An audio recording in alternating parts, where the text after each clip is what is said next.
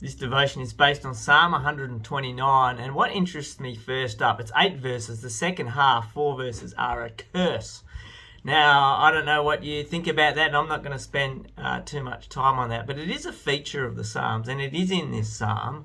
And the only comment I'll make is, along the lines of is it appropriate, is when someone has sinned, do you feel like you would like them to face consequences? And you speak about that.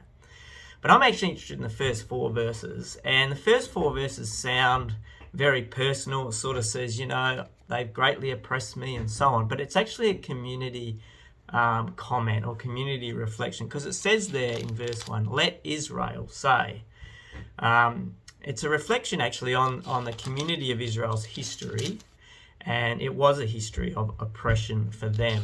Verse 1 and 2 say, they have greatly oppressed me from my youth. Let Israel say, they have greatly oppressed me from my youth, but they have not gained victory over me. So there's good news.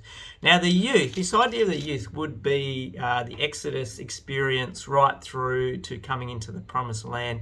That is the time of youth for Israel. That was a time of oppression for them. And then their history until the time of writing is a time of oppression as well. But the main reflection is this idea that God has acted to free them.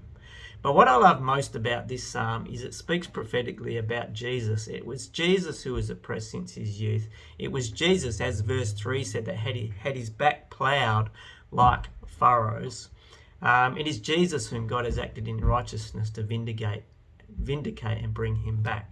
It is in Jesus that we have our hope. We may experience oppression, we may curse, even though we think we're too nice for that. We may long for consequences, but our hope is in Jesus, who went before us, who experienced oppression. And when we experience our oppressions, our hope is in him, who experienced God's vindication, and we can too. Enjoy.